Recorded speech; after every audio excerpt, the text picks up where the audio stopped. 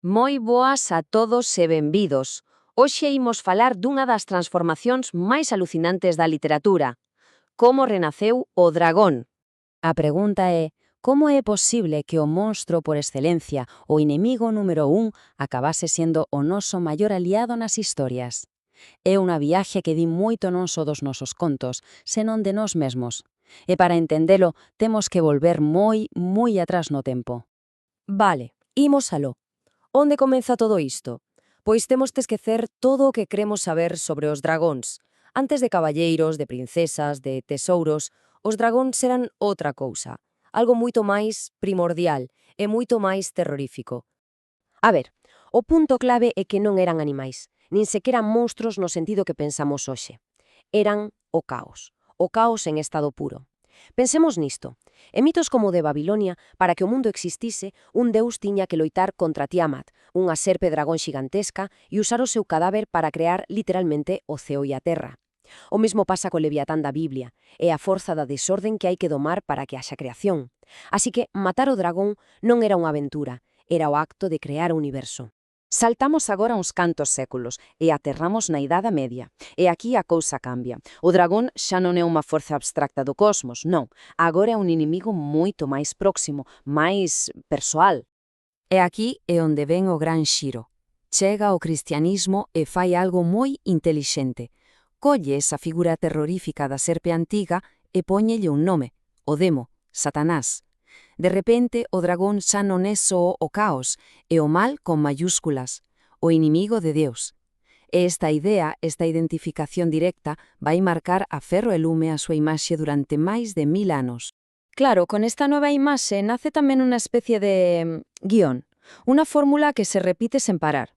Os expertos chamanlle o arquetipo de Perseo e Andrómeda polo mito grego, e funciona sempre igual. Hai un dragón que aterroriza un reino, hai que sacrificar unha doncella, aparece o héroe, mata o dragón e casa coa princesa. Fin, simple, non? Pero super efectivo para deixar clara unha cousa. O dragón é o mal. E o mal hai que eliminalo, sen preguntas, sen matices. O exemplo perfecto disto é a lenda de San Xurxo.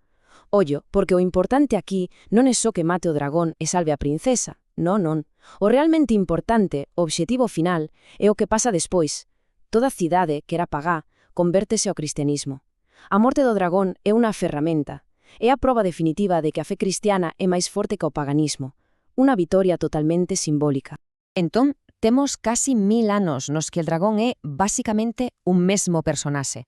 O malo malísimo, un obstáculo previsible. Pero chega ao século XX. E no século XX, todo salta polo aire. Ao principio, os cambios son pequenos, casi sutís, pero despois chega a revolución. E todo pasa nun período de tempo sorprendentemente curto. Botádele un ollo a esta cronoloxía. En apenas 3 décadas, 3 obras, 3 autores, cambiaron as reglas do xogo para sempre. Non foi cousa dun día, Foi unha evolución paso a paso, onde cada un puxo o seu grande área. Vexamos como o fixeron.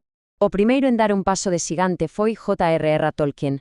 E o que fixo Tolkien non foi facer que os dragóns fosen bos, nin moito menos. O que fixo foi algo moito máis revolucionario. Fixos intelixentes. O seu Smaug, no Hobbit, non é unha besta parva. É vanidoso, é irónico, é increíblemente listo e adora conversar. Deulle unha personalidade, un pasado, converteu un monstro nun personaxe. E o mellor xeito de velo é escoitando a súa voz. Fixademos nesta frase. Isto xa non é un ruxido, é un personaxe con retranca, case un aristócrata aburrido. Esta simple capacidade de falar, de ter unha personalidade tan definida, foi a primeira gran fenda na imaxe milenaria do dragón como monstro sen cerebro. A porta comenzaba a abrirse.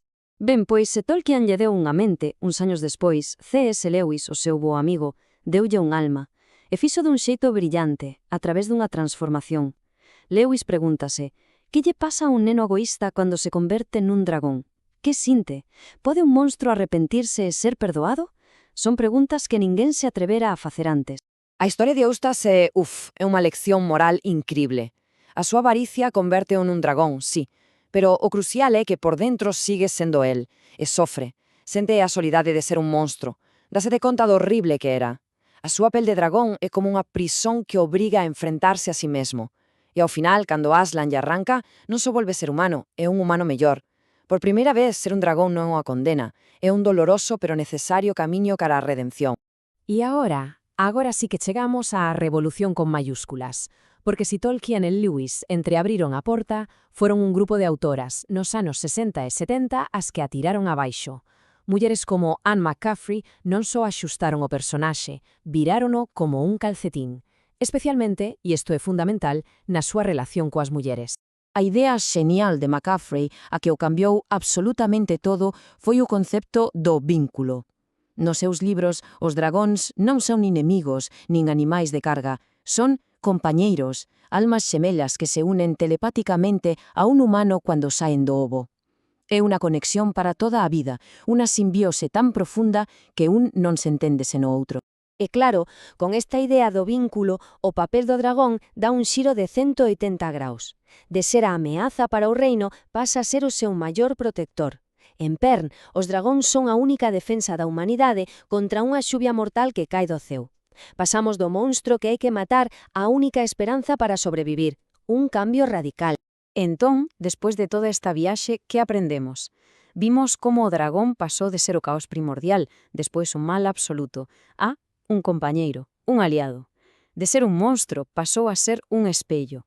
Pensemos un momento de onde vimos. A imaxe clásica durante séculos e séculos foi esta. O dragón era a besta e a muller era a presa. A doncela en apuros, unha figura totalmente pasiva que servía de premio para o héroe masculino. Un trofeo, basicamente. E agora, vexamos onde estamos. A muller xa non é a vítima, é a protagonista, é a xinete. O seu poder non depende de que a salven, senón da súa alianza co dragón. O dragón é o catalizador da súa forza. É unha inversión total, e non é casualidade. Reflecte un cambio enorme na nosa forma de ver o mundo e o papel da muller nel. Ao final, toda esta historia da evolución do dragón non é máis ca un reflexo da nosa propia evolución. Pasamos de ser unha cultura que cría que o diferente, o outro, tiña que ser destruído, a unha que valora a empatía, o entendemento, a colaboración.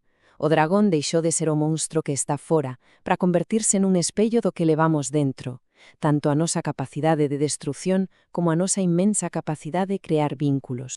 E arrematamos con esta pregunta, para darlle unas voltas. Se o dragón, o noso monstro arquetípico, xa non é un inimigo que hai que conquistar, que nos di eso sobre os monstros aos que nos enfrentamos hoxe en día? Quizáis os verdadeiros monstros non son os que hai que matar, senón os que temos que aprender a comprender. Aí queda eso. Vémonos na próxima.